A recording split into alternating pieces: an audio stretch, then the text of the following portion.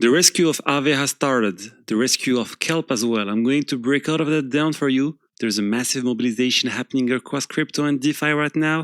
We're going to focus on that because it's really the main topic of this video. Honestly, what's happening right now is pretty incredible to watch. Hello everyone and welcome to CryptoRed, the crypto news channel. I told you what's happening around Aave right now is huge. We've seen the drop in TVL since the Kelp hack and the impact it had on Aave. But now you've got a ton of different projects stepping in to support Aave. It started with Stani, the founder of Aave, who said he would personally contribute 5,000 ETH to a fund he created called DeFi United, aimed at helping and support Aave and compensate users impacted by the Kelp hack. It's not just about Aave, but that's where most people are focused because that's where a lot of funds are currently stuck. So he's stepping in personally, and you need to understand what that means. We're talking about the massive amount here. That's several $1 million, roughly around $10 to $11 million. That's a real meaningful contribution to support the protocol and more broadly the ecosystem because Kelp, of course, is also impacted. But Stani isn't the only one. EtherFi also came forward with the proposal to contribute 5,000 ETH. So again, same magnitude, another $11 million. And it makes sense because EtherFi has yield products that were partially deployed on Aave. So they're directly impacted by what's happening. That's another major commitment from a big project. Then you've got LayerZero. Remember LayerZero? LayerZero is actually where the exploit happened. The real issue came from their infrastructure. They also announced they would contribute, but they didn't disclose the amount. So we don't know yet how much they'll put in. Ethena also said they would contribute, but again, no number disclosed so far. Golem as well, through the Golem Foundation. That's a very old project. They did their ICO back in 2016, if I remember correctly, and raised around $10 million. They held onto a massive amount of ETH over the years, so they have a huge treasury today. They announced a contribution of 1,000 ETH, and they're not even directly impacted. That's still a few $1 million, so roughly $2 million. It's significant, and it shows how broad the support is. Lido is involved also. They've been impacted too, and they announced a contribution of 2,500 ETH. Of course, all of this still needs to go through governance approval in some cases, but overall, these contributions are expected to go through. Frax, another major DeFi project, also announced they would contribute. No exact figure yet, but again, we're talking, I believe we're talking about millions of dollars. You also have the Ink Foundation, the one behind the Ink blockchain associated with Kraken. They're contributing as well, alongside Lido, which is like Aave on Ink.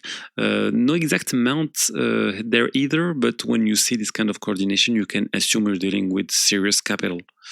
So yeah, this is a huge collective effort. The entire ecosystem is stepping in, and that's something you don't see every day. Now let's move on to the biggest contribution, and honestly, this one is huge. We're talking about Mantle. Mantle, the blockchain that's closely tied to Bybit. Bybit basically launched Mantle. They've put forward the proposal. It still needs to be validated and approved, but they've announced a loan of 30,000 ETH to Aave. And this is especially for Aave, not for the broader ecosystem. It's really targeted at helping stabilize Aave. And it makes sense. It makes sense because Mantle has also been impacted by the rsETH hack. Their Aave instance on Mantle took a hit as well. So this move is clearly aligned with their own exposure. The goal of this loan is to unlock liquidity on Aave. We're talking about a paid loan, not a donation. It's 30,000 ETH. You get the scale, yeah, that's over $60 million. The rate of interest is based on rsETH yield, so around 2.4% plus an extra 1%. It's structured over 3 years and it's meant to be repaid through the fees generated by the Aave protocol, or Aave can repay early if they can. So again, this is a real loan, very different from the other formal contribution we've seen. We don't have the full details on every contribution yet, but yeah, this one is clearly going to help Aave move forward.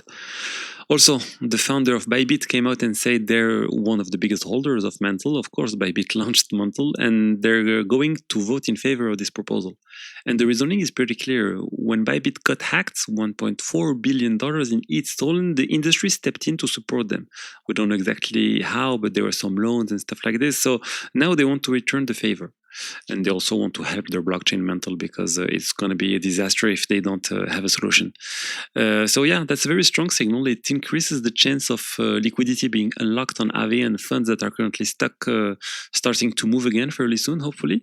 There is another element that hasn't been discussed much. There's still around $55 million sitting in Umbrella, which is a fund on Aave that could potentially be used as well to help with this hack. It's not confirmed yet whether it will be tapped or not, but yeah, it's highly probable. So yeah, where do we stand right now? Let's look at Kelp. First thing to know, Kelp has backing from YZ Labs, which is CZ's fund, so the founder of Binance. So it wouldn't be surprising at all to see Binance stepping in at some point, even indirectly, to support a project that's connected through the same investor. Another possibility is that YZ Labs itself could inject capital into Kelp. So yeah, both scenarios are on the table. But Kelp just released a summary of the funds they managed to secure. They estimate the initial shortfall at 163,000 ETH.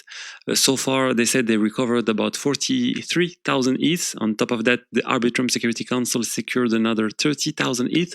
That brings the remaining gap down to around 89,000 ETH. Then, based on the latest commitment I talk about, Mantle, Stani, EtherFi, Lido, Golem, they've added another 43,000 ETH. So it's a pledge. But if you do the math, we're now looking at roughly half of that remaining gap being covered. That leaves around 46,000 ETH still missing. At roughly $2,000 per ETH, that's about $100 million still to fill. And like I said earlier, there's still around 50 million potentially available on the Aave side. And honestly, the remaining amount doesn't look that hard to raise given the momentum we're seeing. So we're getting very close. It's not done yet. The key now is execution, making sure all this commitment actually go through and the funds are delivered. And realistically, this probably won't be solved in 24 hours. It's going to take a bit of time. Maybe next week, maybe the end of next week. We'll see how fast things move.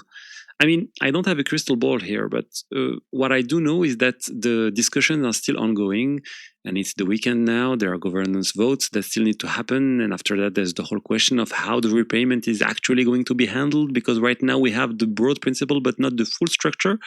We've seen Mantle say they want to lend money to Aave. Arbitrum also helps save some fund, but I'm assuming they'll want to support the Arbitrum ecosystem exclusively.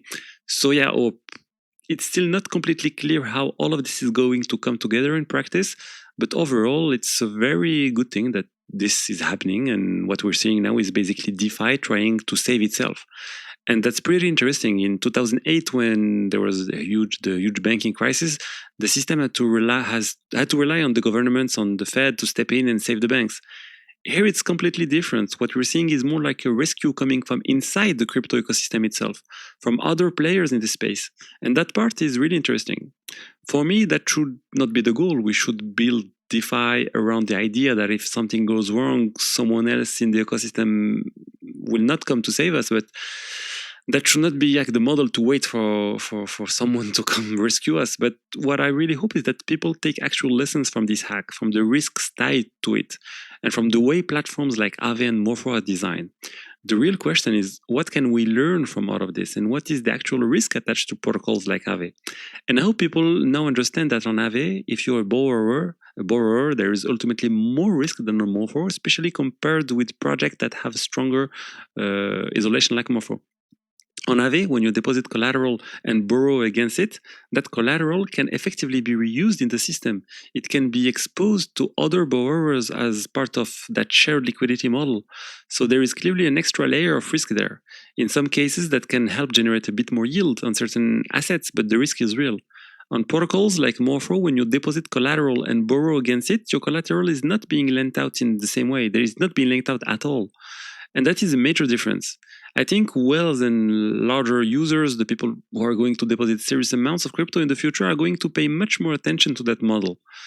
Maybe Aave will gradually move in that direction too. That's possible. They've got V4 coming, but it's supposed to have a better isolation system. But honestly, we're not there yet. And for me, the same thing that happened on Aave V3 would happen on Aave V4.